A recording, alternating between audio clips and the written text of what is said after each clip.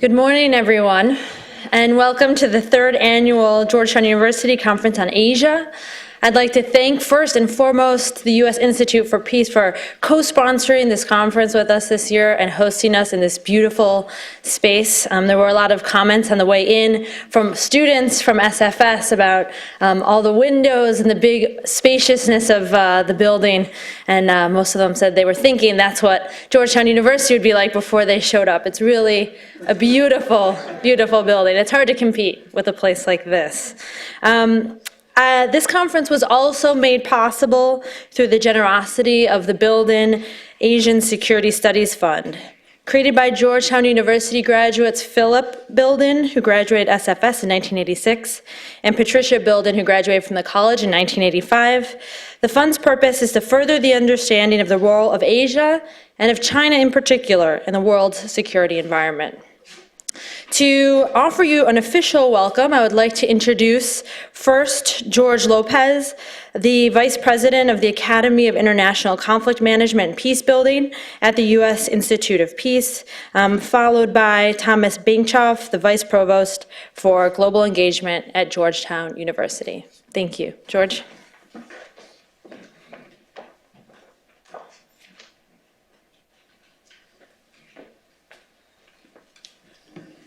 Ariana, thank you, and good morning to all. Welcome indeed to the U.S. Institute of Peace and this wonderful day of good reflection on China's roles in the world. I'd like to begin by thanking all of those who've played such a big role in planning this conference, and especially to meet again my colleague, Dr. Thomas Banchoff, Vice Provost for Global Engagement at Georgetown University. We've had some prior contact because I'm here at USIP as a recovering academic, having spent 27 years at the Kroc Institute at the University of Notre Dame. So the notion of partnership across policy think tanks and universities is a natural one that a number of us want to bring to USIP, and this connection with Georgetown, in particular our partners at the University Center for Strategic Studies, and many of the speakers and participants today is a very natural one. For those who don't know, the United States Institute of Peace is an independent, nonpartisan conflict management center created by the United States Congress nearly 30 years ago. Our mission is to prevent, mitigate, and resolve violent conflicts around the world. We do this by engaging directly in conflict zones and providing analysis, education, and resources to those in those zones who are working for peace. As you might guess, with a charge of this kind, we have our work cut out for us. This event today represents a new foray and phase of our work that we most welcome. This is the first USIP Asia-Pacific program partnering with Georgetown Center for Strategic Studies on the Asia Conference, as Ariana mentioned. My friend and colleague, Stephanie Klein-Albrandt, joined USIP in August, leads our Asia-Pacific program in some new and exciting directions. This partnership with CSS, made possible by Stephanie and who you've just met, Oriana Mastro, seeks to foster a new understanding of China, how China defines itself, how it both makes and breaks rules, how its evolving political, security, and economic issues could have significant consequences for peace and security, as well, of course, for U.S.-Sino relations. We're especially honored today to have Sir Peter Westmacott, the British ambassador to the United States, speaking at USIP for the first time at lunch this afternoon on China and the wider West. Again, a very hearty welcome to all of you to USIP. I very much look forward to our discussions today. And it's now my pleasure to turn the podium over to Thomas Banchoff, Vice Provost for Global Engagement at Georgetown, to begin our conference. Have a great day.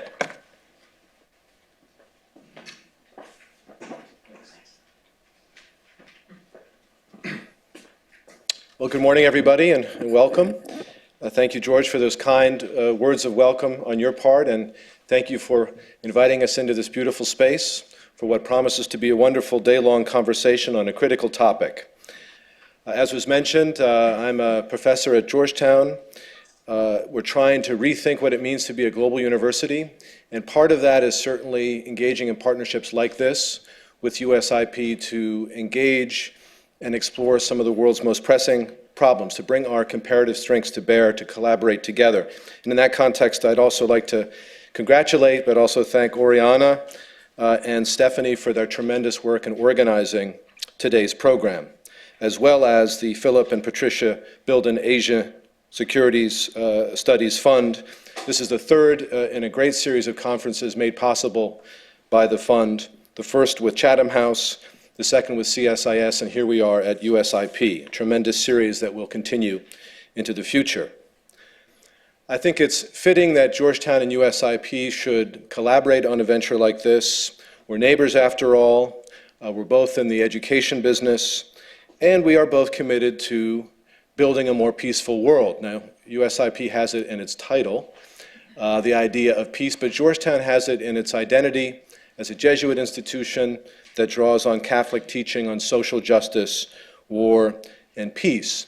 And the first institutional expression of that identity was, and still is, the School of Foreign Service, founded in 1919, the first professional school of international studies of its kind.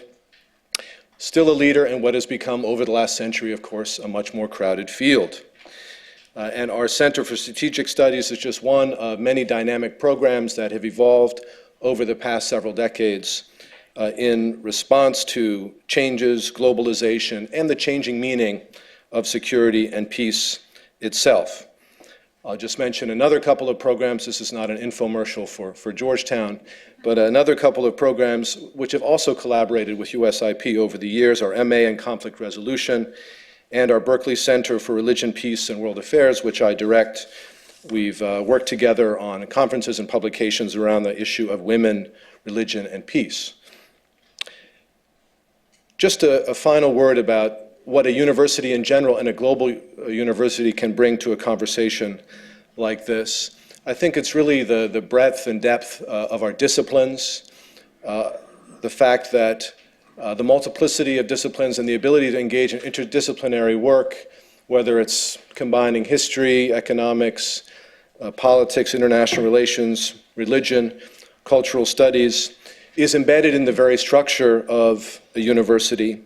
And of course, that ability to tackle things across disciplines now maps more than ever onto the nature of the global challenges that are out there, onto their complexity.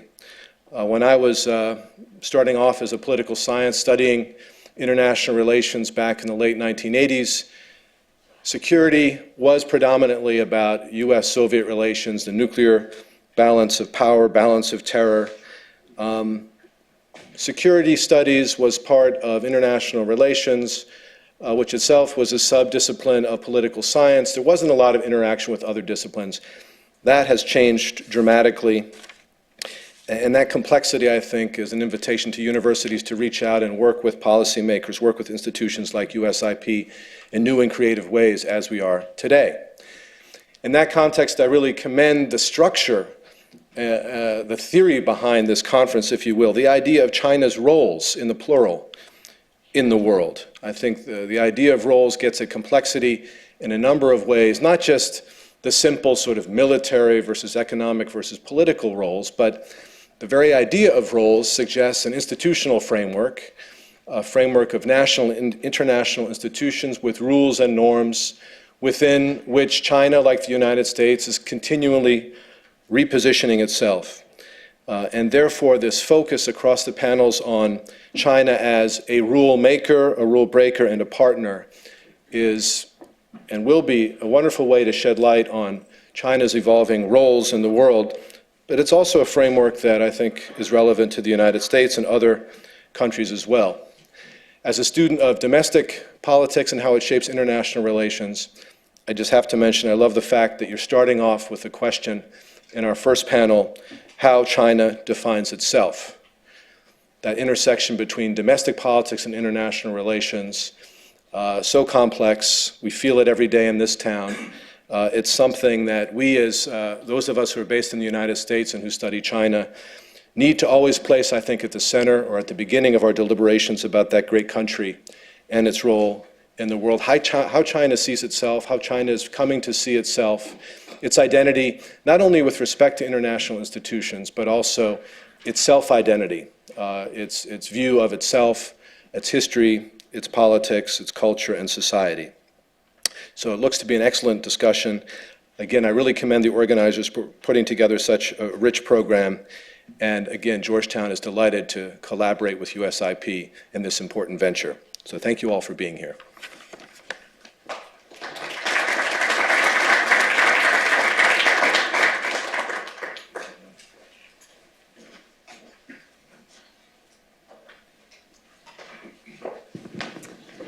All right, on that good note, we're going to get started, hit the ground running with the first panel.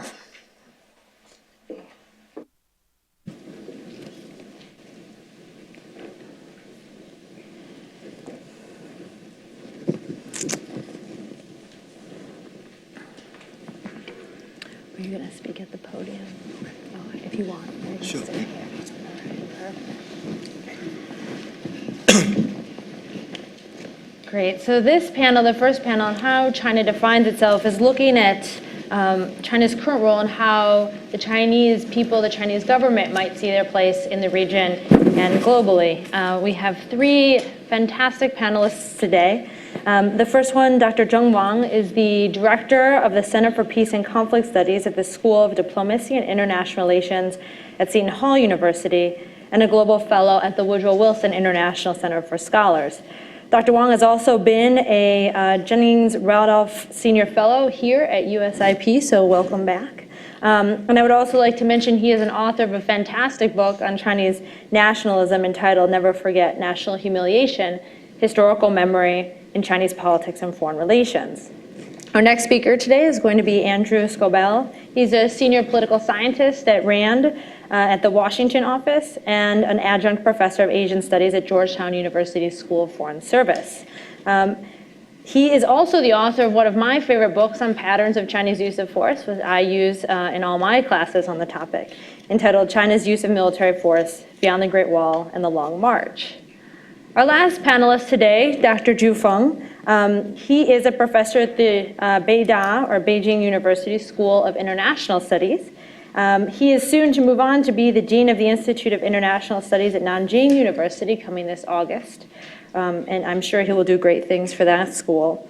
Dr. Zhu Feng is actually partly to blame for the inspiration of this panel's topic, though he doesn't quite know that yet. I'm not sure if he remembers this, but my journey to understand China's perspective on security issues began 8 years ago with my first time conducting interviews in China with the first person who was willing to meet with me to discuss then China's policy on North Korea, which was Dr. Zhu Feng. So it's great to have him here today, and it all comes full circle. I'm still a student, still learning on these topics as well, and I look forward to everything they have to say. So I think we're going to queue up a PowerPoint. You said yes. I think we want to see if, there we go. Okay, good morning. I'm so happy to be here. And so thanks Stephanie and Arena to kind invitation. And I was actually among the first group of people moving this building in 2011 because I was at the finals program. I always miss my office. It's so happy to come back to this beautiful building. And also, I very much like the way you structure your framework today's conference. I think it is several very important topics, and also especially this one, the first topic we are going to talk today, how China defines itself. Because very often, when people talk about China, they overlooked how Chinese they say their perspective, or how Chinese they say themselves. But I don't know whether you agree with me. I actually think that there's a huge gap between the China's self-image and how the outside world see China. The gap is so wide. It's probably wider than Pacific Ocean. And I somehow believe this should be the starting point for us to talk about any foreign policy issue of China. Just like most of my American students, they were so surprised the first time they saw this map, China is in the center. And they finally understand why Chinese call themselves Central Kingdom. And also my Chinese students coming from China, they also told me they were so surprised to see the Eurocentric word map, and they finally understand why people call China or Japan, Korea, Far East. So that's the saying goes like that, you have to put yourself on other people's shoes so you can say from their perspectives. But this is not an easy topic when we talk about how China defines itself. It's not an easy question to answer, and I also don't think only Chinese know the answers. There's probably different approaches we can use to answer these questions. But I think when we talk about how China defines itself, it's not a political issue, it's not a policy question. Today, I think I probably will use the approach of looking at the identity formation of the Chinese people. I think that probably provides some help for us to understand how Chinese define itself. So here I used a table. This table is just based on the theory of social identities and other theories of identities. It talks about there are 4 different types of identities, identity content, like the constitutive content that defines the norms and rules of a group's membership, interest, and group goals. Answering questions like, for example, what does that mean to be a Chinese? What is the interest of this group of people? What's their group goals and purpose? And there are also relational content such as, which group or which countries they always compare themselves with.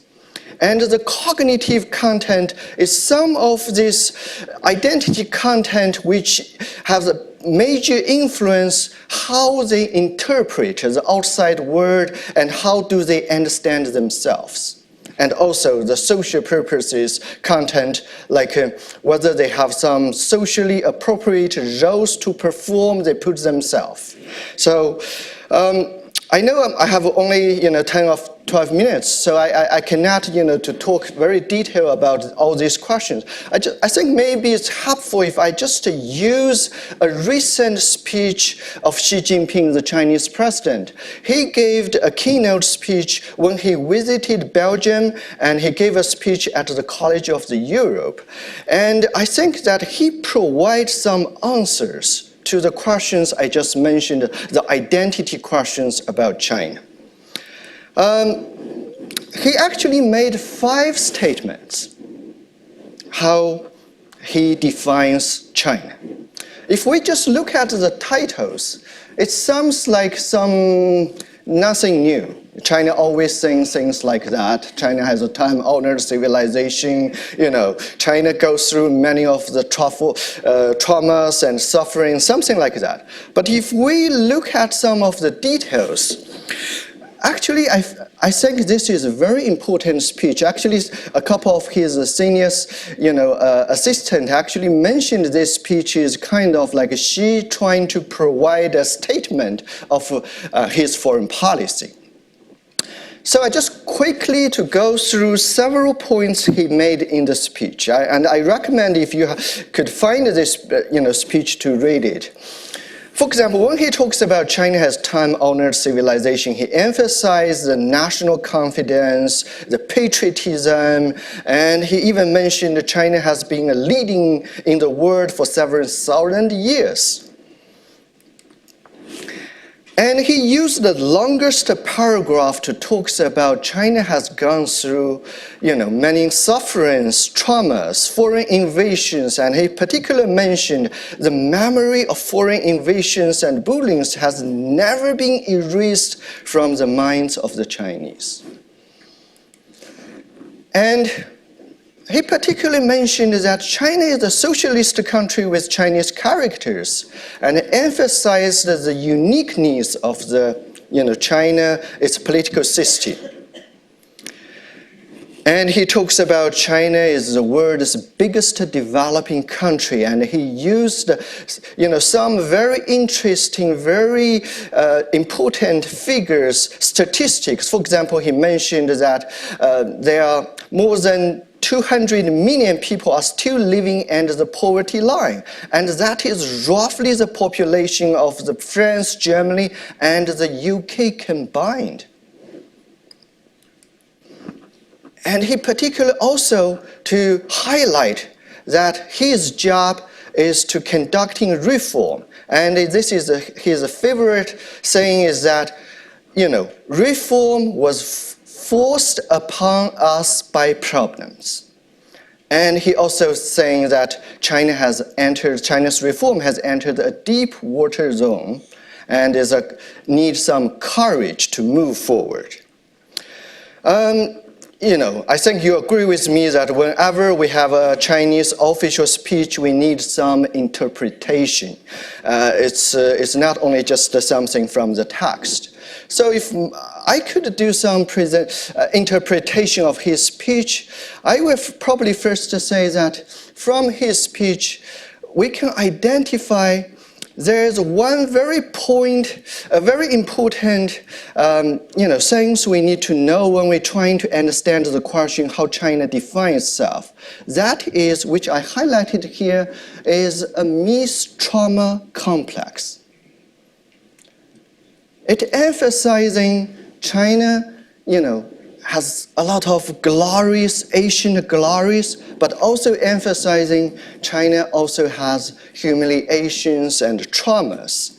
And this myth and trauma complex so profoundly influence the way how China sees itself and how China sees the outside world.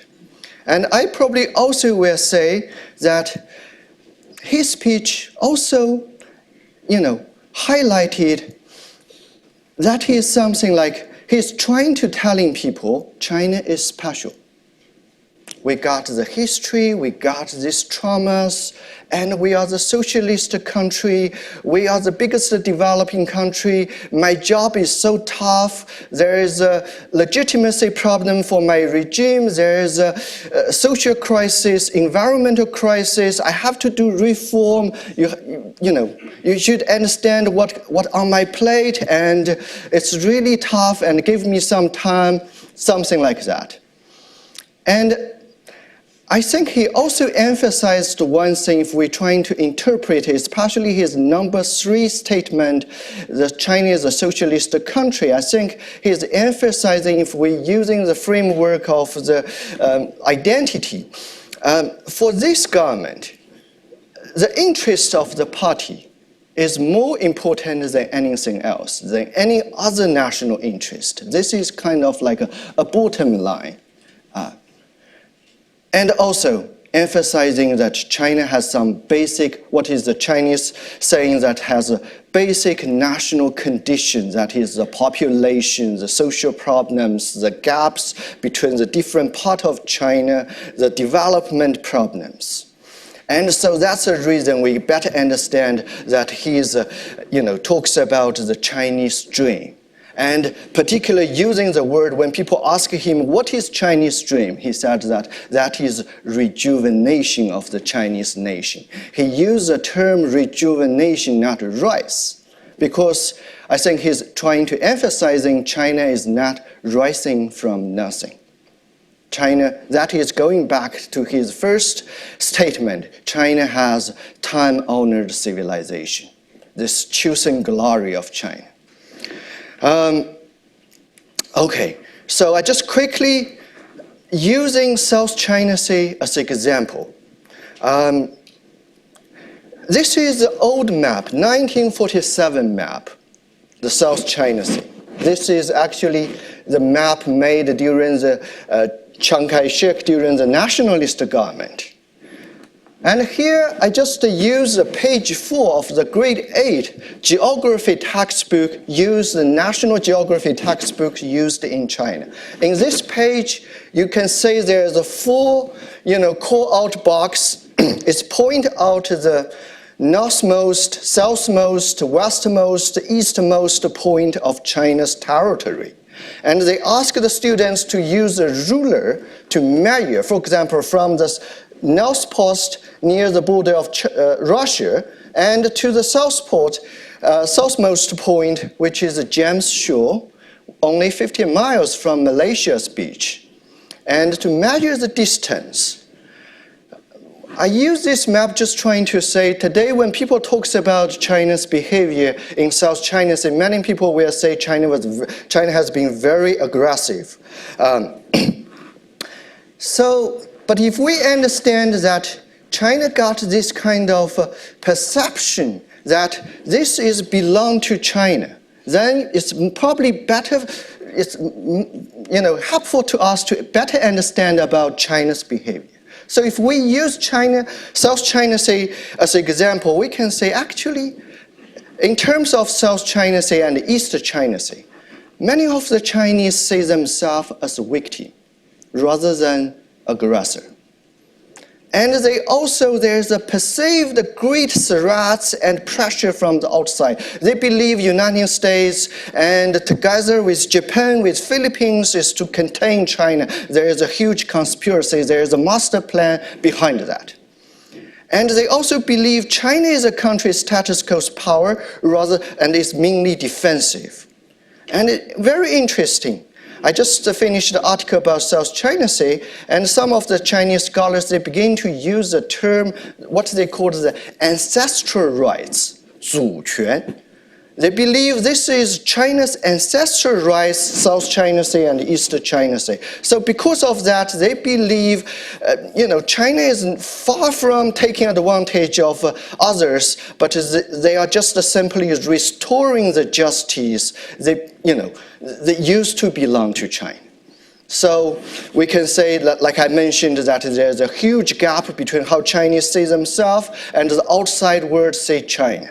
So I think I will stop here, and I believe we have more discussion and presentation following that. Thank you. Thank you. That's great. All right.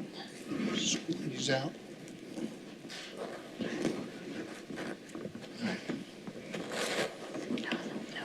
Good morning. It's a great pleasure to be at USIP this morning. My body is still on Seoul, Korea time, but my brain is fully in Washington. I hope to demonstrate that in the next few minutes. Anyway, Oriana neglected to mention my latest book, which is not about war. It's about peace, or it's less warlike, I should say, but more relevant. It's about trying to explain how China sees itself. China's search for security. Columbia University Press, 2012. Good plug, which I co-authored with Andy Nathan. And an attempt to try and, as I said, understand how the Chinese see themselves. So today we're talking about, this panel is about how China defines itself. Maybe I can summarize my remarks this morning. China, 1, 2, 3, 4, plus 2. Now, if China is not a simple, China cannot be summarized in China 1, 2, 3. Right? It's way more complicated than that.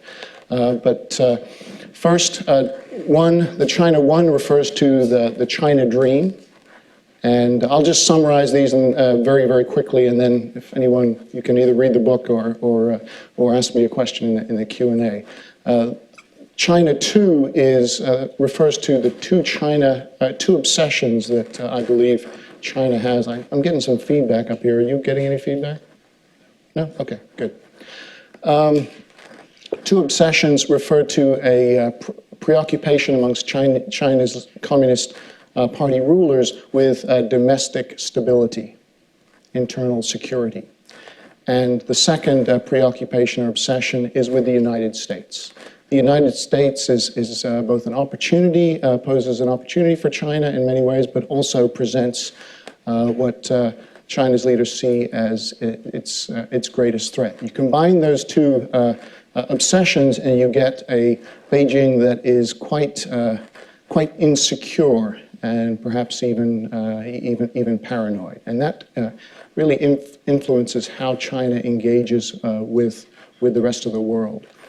China 3 refers to three lenses or three perspectives that Andy Nathan and I argue with which China looks out at the world. The first being a culturalist lens, the second being a international relations lens, and the third being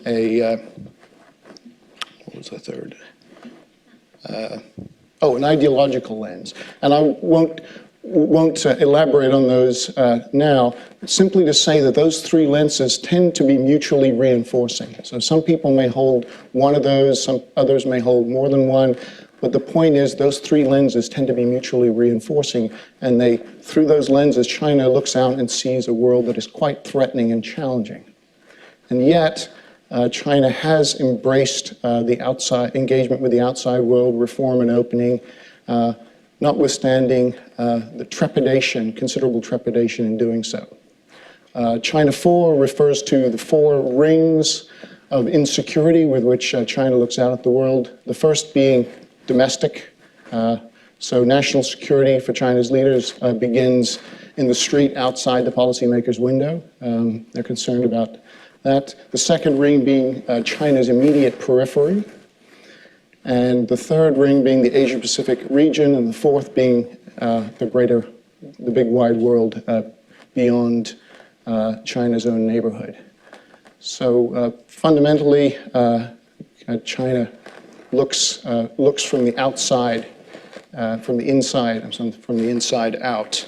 The plus two, to get to the two major points most closely related to the topic this morning, how China defines itself. I think that building on the remarks of the previous speaker, talking about two identities that Chinese leaders see for their country. The first, which was well covered by Professor Zheng, what I call the traditionalist national identity. And that's really more of a backward-looking, in a sense, or strong reference to history. And the second is what I call a more modern great power identity. So in fact, I would suggest that those two identities are quite consistent, but one is looking backwards, the other is looking forward. Let's see.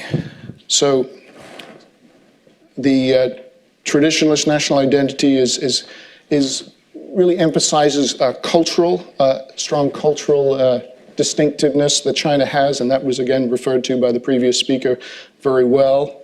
But this stereotype, I think it is a stereotype. And yet stereotypes are very powerful. As a student of Bob Jervis at Columbia, I'm sold on perception and misperception. Those are more important perhaps than actual reality, how countries perceive themselves and each other. So China's view or stereotype of its cultural traditional identity is very much a pacifist, defensive-minded, sedentary, virtuous, non-expansionist. Everything that's great and good in the world is represented by China.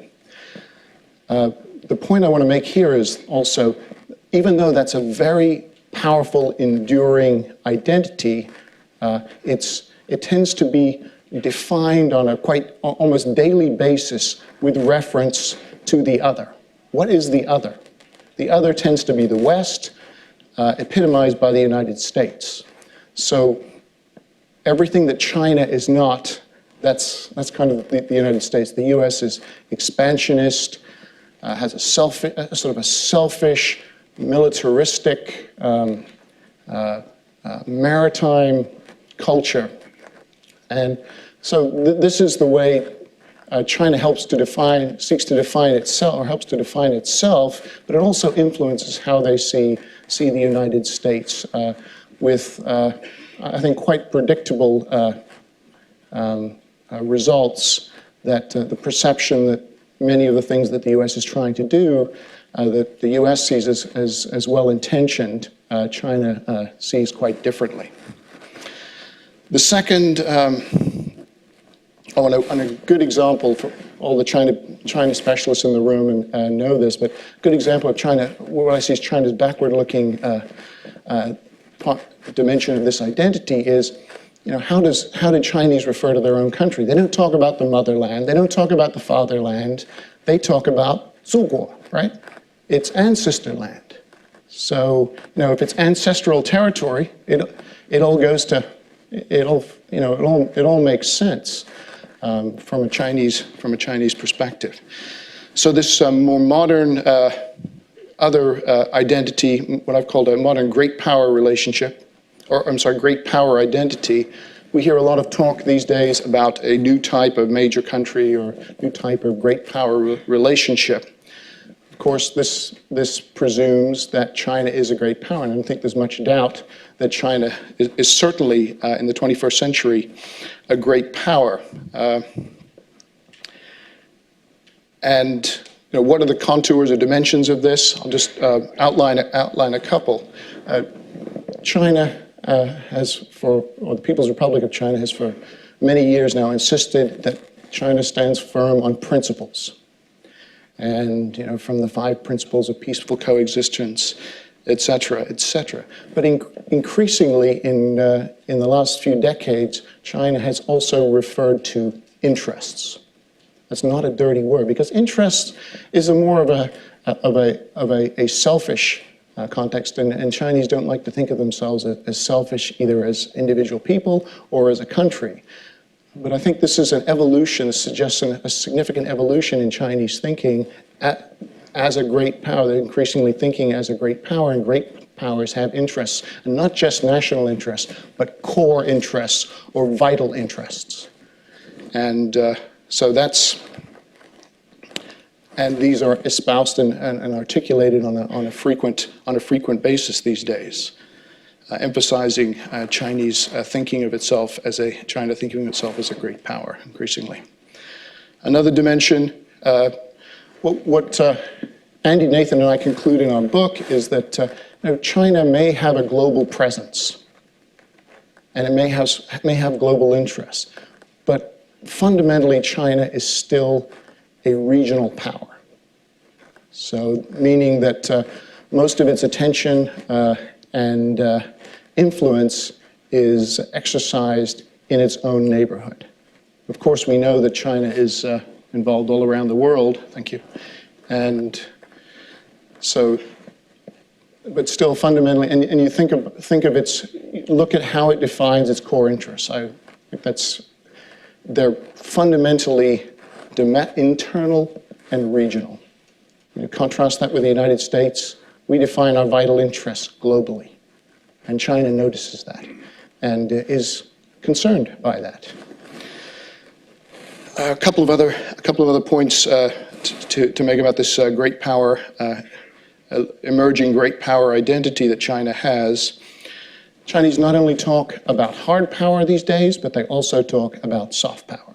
If you are a little country, I used to add the word piddly little country, but that's not very politically correct. So if little countries don't have vital interests, and they don't really think too much about soft power.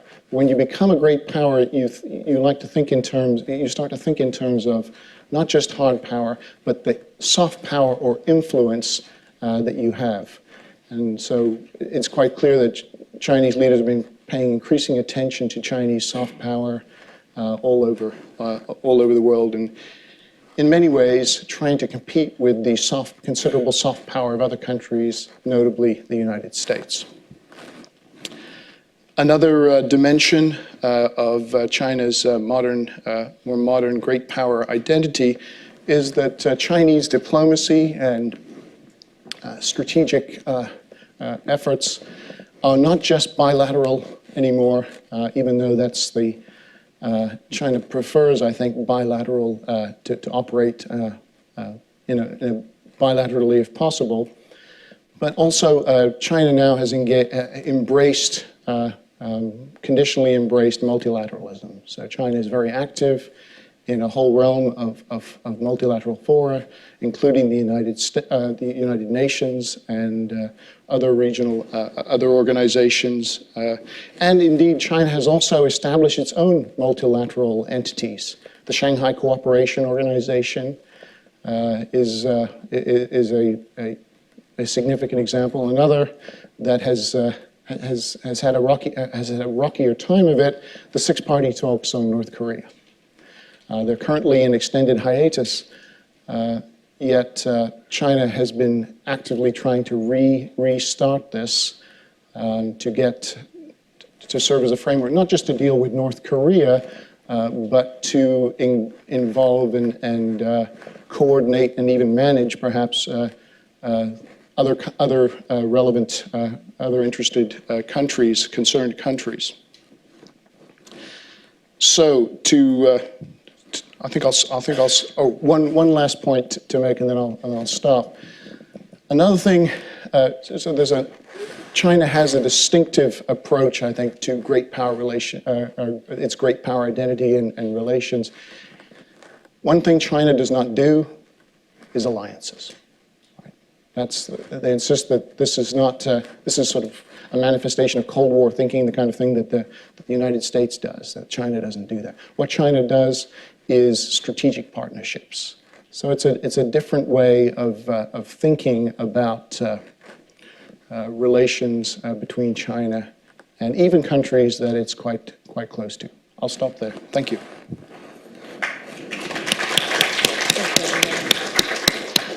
Yes, please.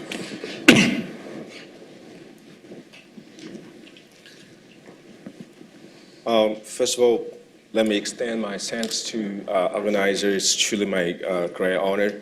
I want to just follow from the two previous presenters and very shortly present some sort of my thoughts on what is now at the centerpiece affecting China's identity and low definition in the world.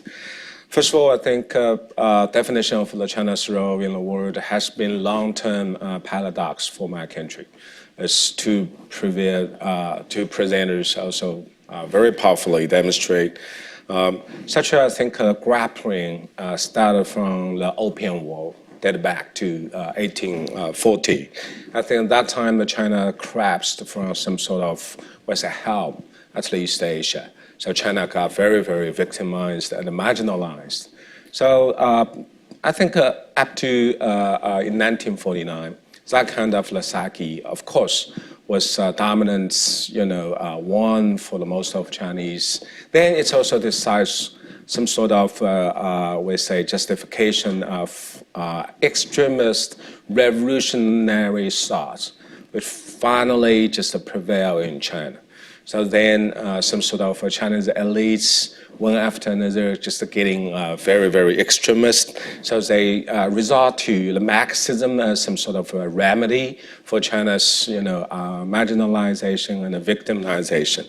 So then after in 1949, China become revisionist until in 1979, because we completely armed away such a Marxist ideologies, and we believe the world should be not just liberated, also need some sort of emancipation from the Marxist, the doctrines. So then Maoist China was also very interesting in indoctrination of some sort of Marxist theory and Marxist idea. Then it brought the disaster for my country.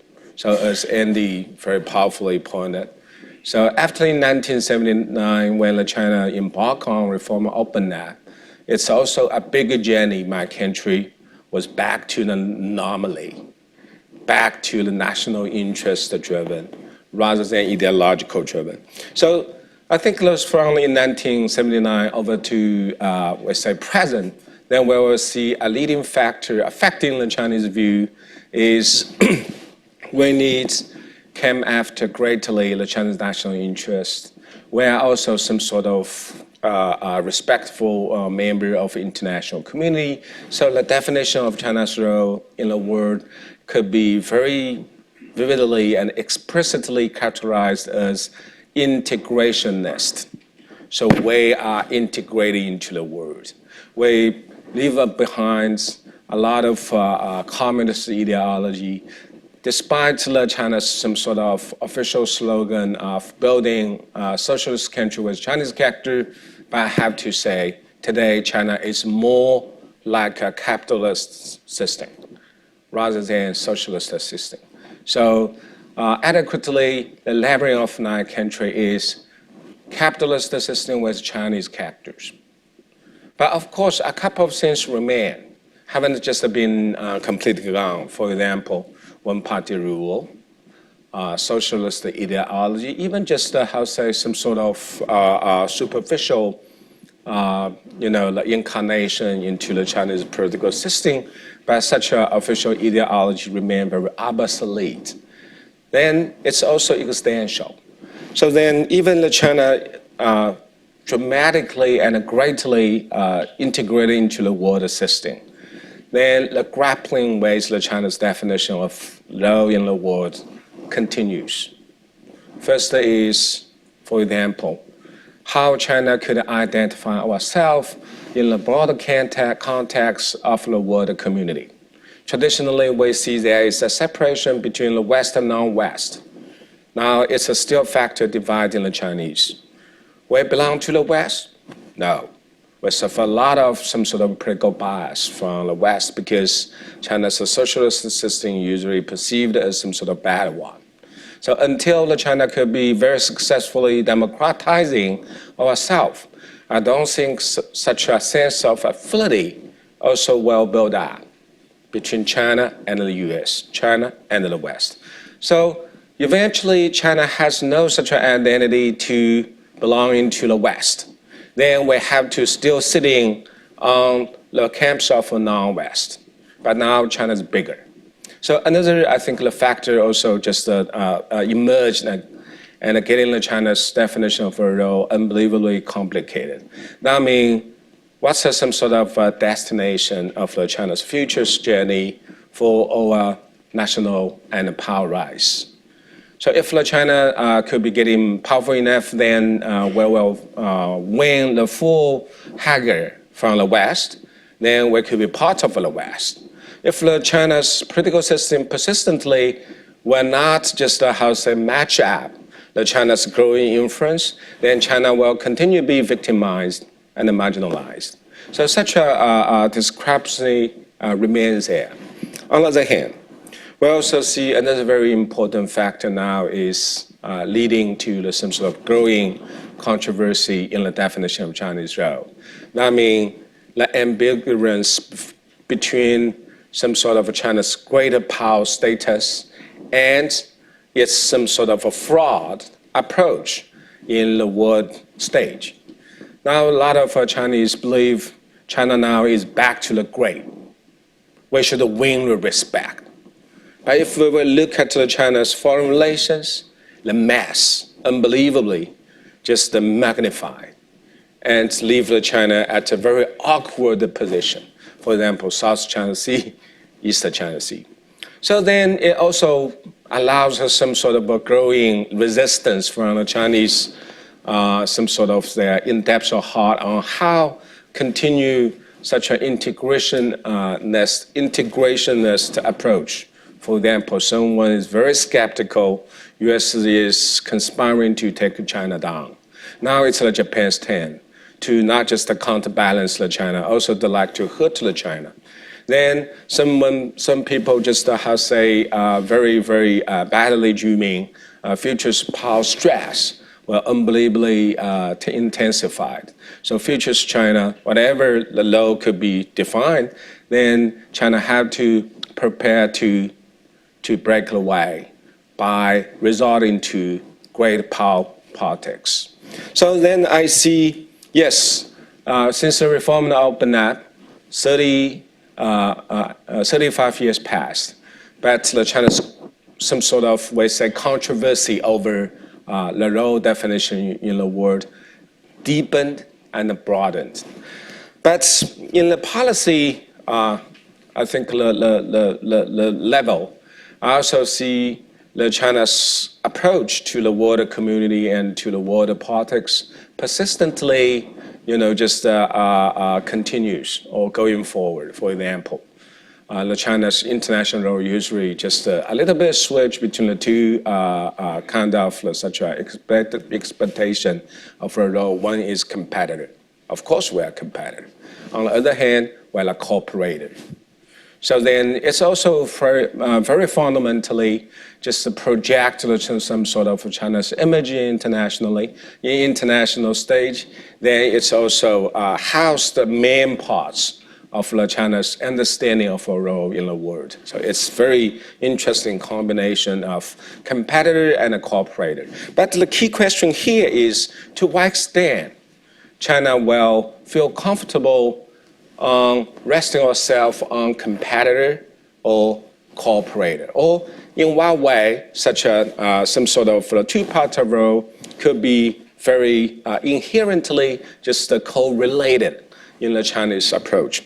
Then I see a couple of factors now is truly resurgent in a way, very affecting the China's some sort of such a extent of the low assignment in international relations.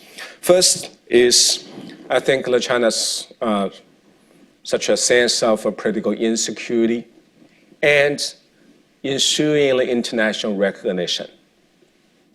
I think that will be a leading factor, because I think the political elites in China assume we can't just easily duplicate the case of a successful democratization in the rest of the world.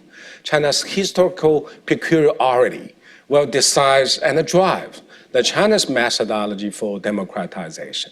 So I see there's some sort of very formidable resistance for Western style, we say, such rule of law or democratic exercise.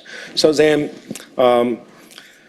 I think that also will be a leading entanglement. Probably it depends on how confident China's ruling elites will be. If they truly more confident about some sort of integration of future relations between China and the world, then we will give more energy and the concern to the competitor, or to the cooperator. If the relations between China and the US is truly getting unbelievably stressful, then probably we will lean towards or tilting towards the competitor. Then second factor is domestic equilibrium. I think my colleagues have mentioned, for example, there's a lot of nationalist loose cannons in China. Yes, today's China unbelievably diversified. So if we have the full spectrum exam of what China now is, in terms of the view of the world in general and the view of the US in particular, then we will see there stands almost 5 contending camps. In my English publication, I also covered this, some sort of categorization of the contending Chinese thoughts. So such a 5 campus of Chinese idea, from farther left to farther right. It is, they are, we say, for example, nationalist, populist Chinese, nationalist Chinese, realist Chinese, liberalist, internationalist Chinese, and liberalist Chinese. So then such a diversity, of course, is good, because China is one-party rule system, but China is an open society. But the problem is the ability of the government to strike a very delicate and balanced, balance among such contending camps hasn't been assured. So future policy outcome will be some sort of very interesting balance among such 5 campers. Then last one, I think it's action and a reaction cycle between China and the US and the West. So today, China's become a very, open society, as I say.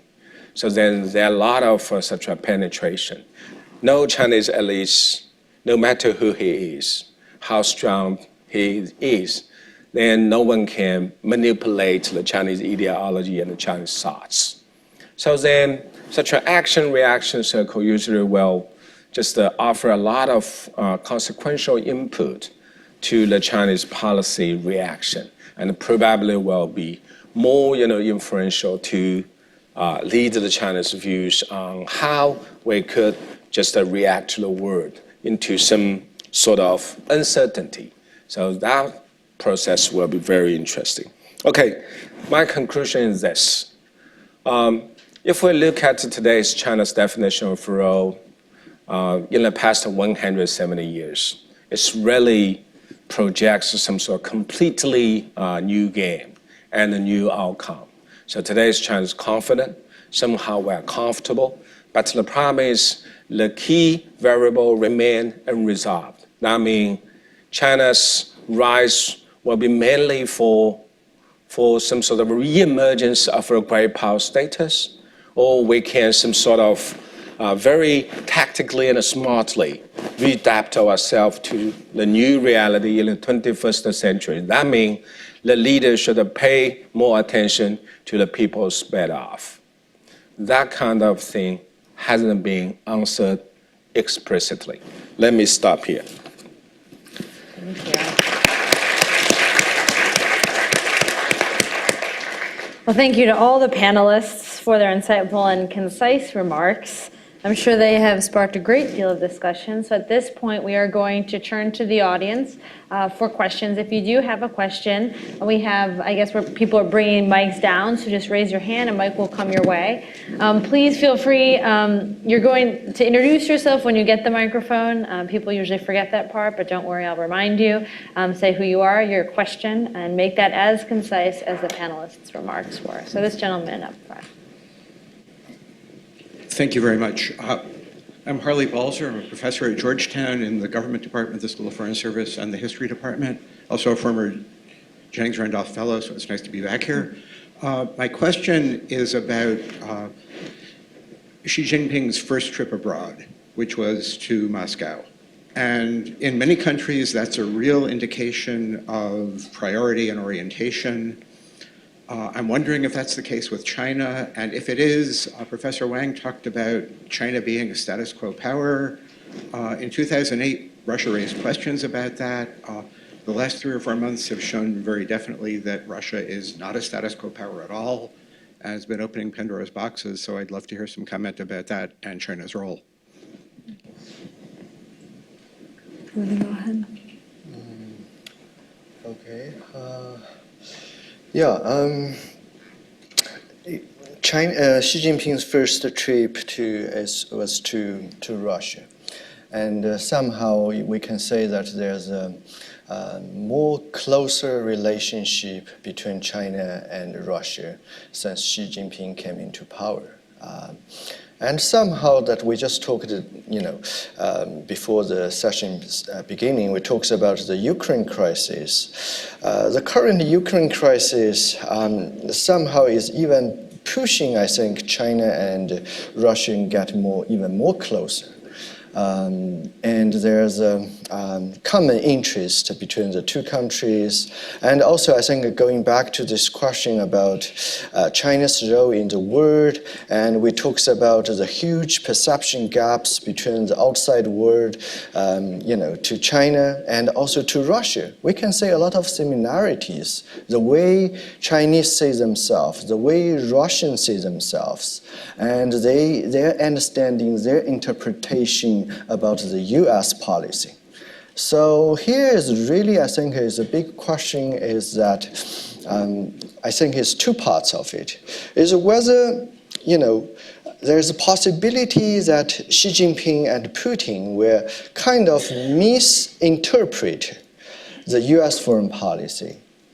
And also whether China's foreign policy, Russia's foreign policy, and China's reactions towards South China Sea and East China Sea could also be misunderstood, misinterpreted by the United States. I think maybe, yeah. One more point. I think that Xi's selection of Moscow as his first overseas visit, I think, is reflection of his personal, I think, the preference. So. Pressured by the West, usually it's some sort of very popular impression in China. Then Beijing should have some sort of, we say, last resort in the countermeasuring. So then pulling closer the relations with Moscow, of course, is some sort of, we say, Chinese preparation. If necessary, we can lay out some sort of a new pattern of power relations, for example, realignments with Moscow. But it doesn't mean that Beijing's foreign policy gravity shifted to some sort of, let's say, alignments with Moscow and small interest in let's say, the status quo change. I don't think, for example, yes, there's a lot of such a labyrinth of the China's policy for growing assertiveness in the South China Sea and the East China Sea as a status quo change. But I think such a point is really, really unacceptable in China because we're considered, for example, joining of the Nine-Dash Line dated back to the 1947. That time, there was no international opposition. U.S. did not disagree. And even 10 years ago, 15 years ago, then China used the military coercion vis-a-vis the Philippines. Then there was no bigger ban from the international community. While China now, the South China policy just causes so much concern. The reason is China's naval capability now is building up very fast. So then we also see some sort of such a little bit, the contradictory logic behind the different policy narrative. But at least I see Xi Jinping's domestic preoccupation will much drive his agenda. So internationally, I think his preference will be some sort of status quo keeper. I mean, he don't want to make a mess. He don't want to cause a lot of a stir. But of course, he also needed to satisfy the China's domestic nationalists. So then I have to say some sort of a controversy now is growing up. Please. Make two quick points. First on China, Russia. What's going on here, I think, is geostrategic balancing against the United States. When you think about it, I said China doesn't do alliances, but China does strategic partnerships. You look around the world, and how many countries are of significant, of sizable, stature and hard power to counterbalance the United States? There aren't that many that see eye to eye with China on a lot of issues. Russia is one of those key countries. So it's very understandable that there be a relatively close relationship and China between the two countries, and China having every interest in demonstrating that literally from day one. Second point on the Ukraine crisis, I think the silence out of Beijing has been deafening. Right?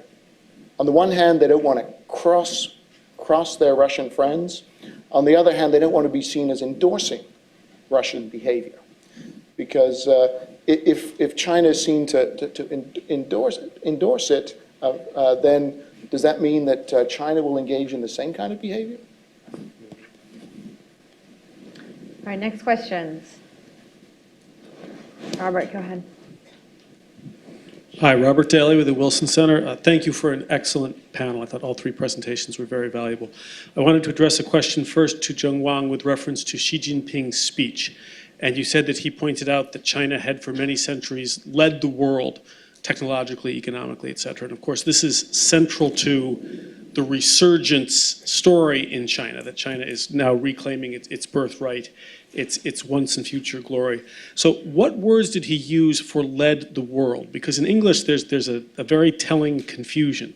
There's a difference between stating that China was in fact number one, sort of 第一 or 最什么什么, in terms of culture, technology, economics, which was true.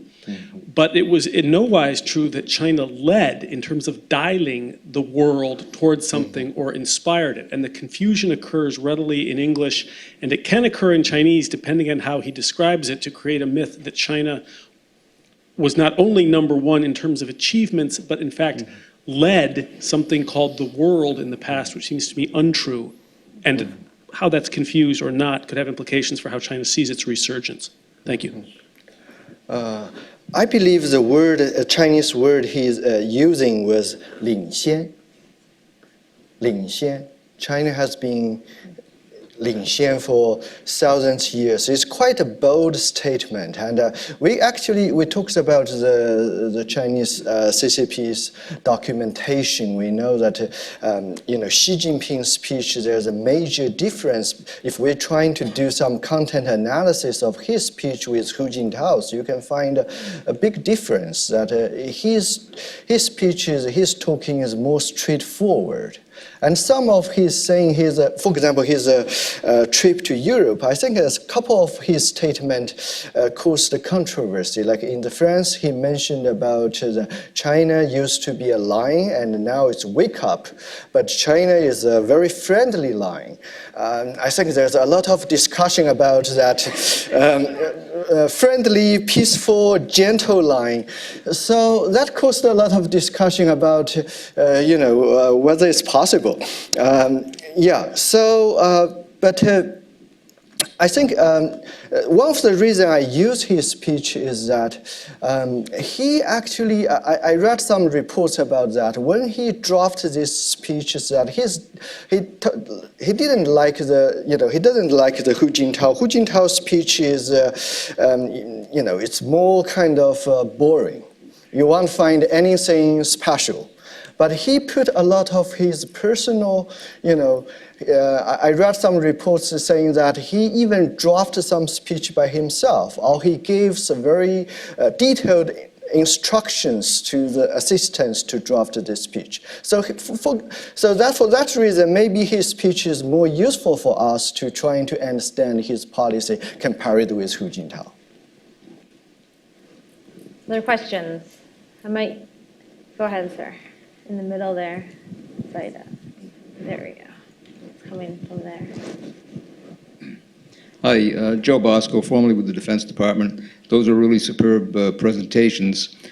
But I noted that sprinkled throughout all three were the thesis that China is unique, which we readily concede it is in so many ways. But there were also the use of phrases like insecurity, paranoia, grievance, resentment over past grievances.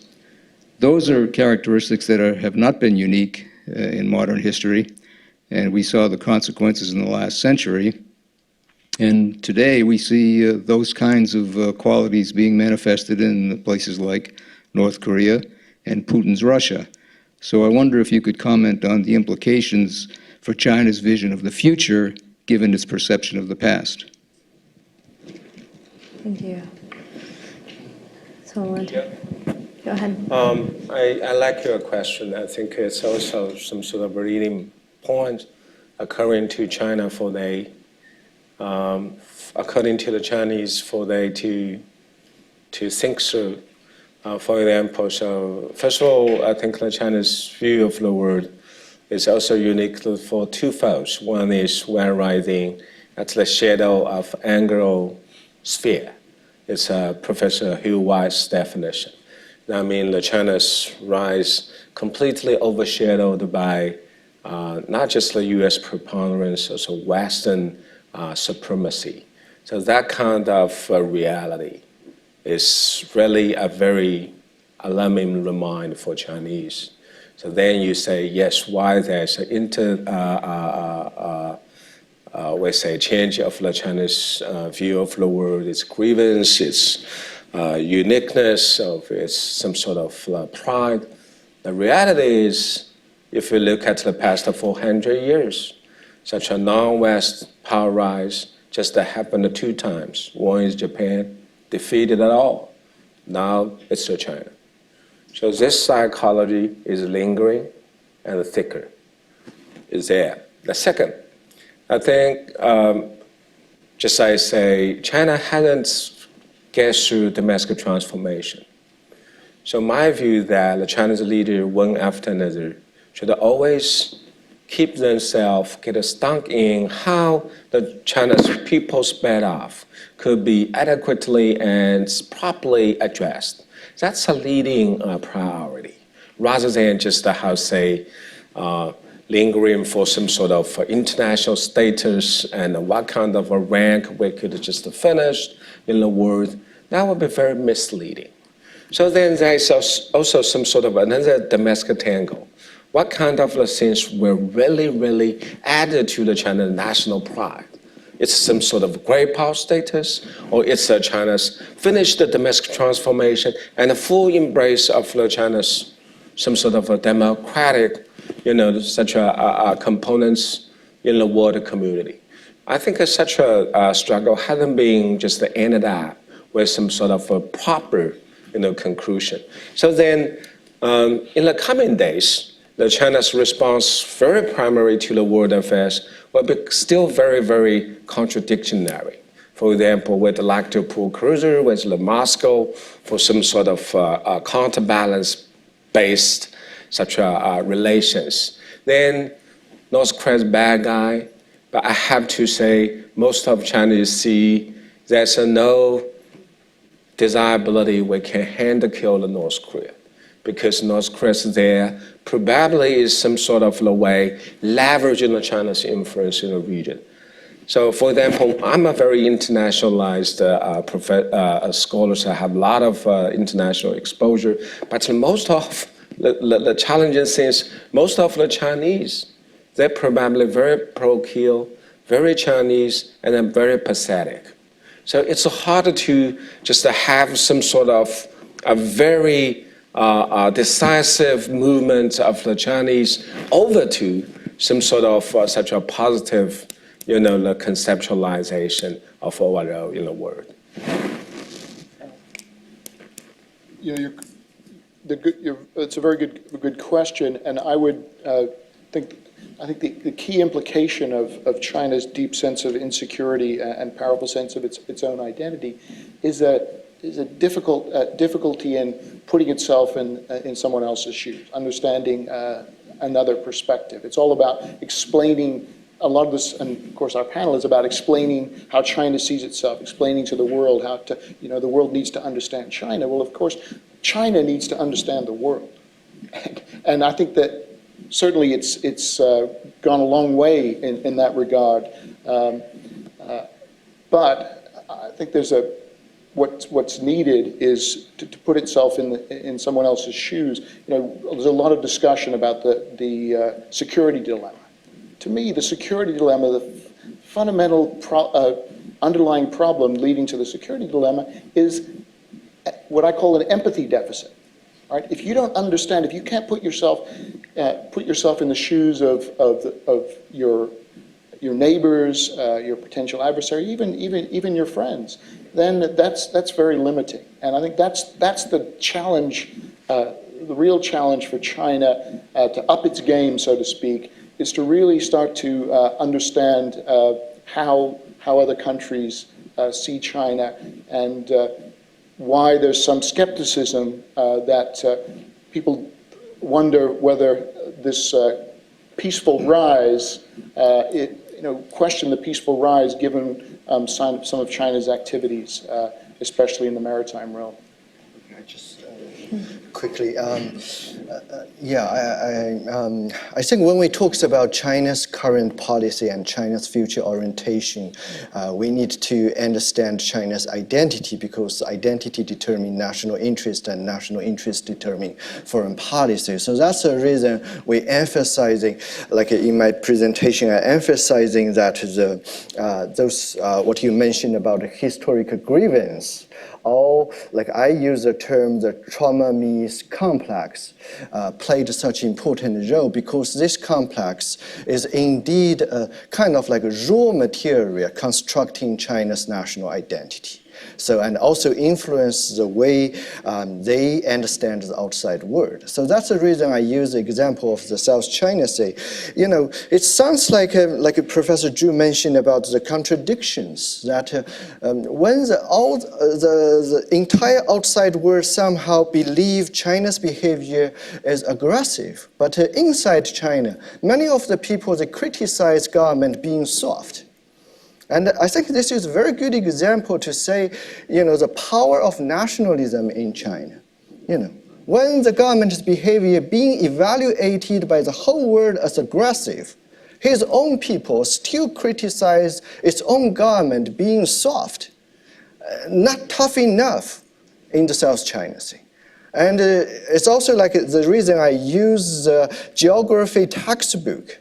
For people growing up in this country, for people receiving the education and the narrative, the social discourse in this country, when people strongly believe this is our land, this is our territory, this is our rights, it's, of course, for them it's quite difficult for them, to understand how the outside world is saying China. And that's also the reason why they have such kind of a strong conspiracy theory. They believe that everything United States is behind that.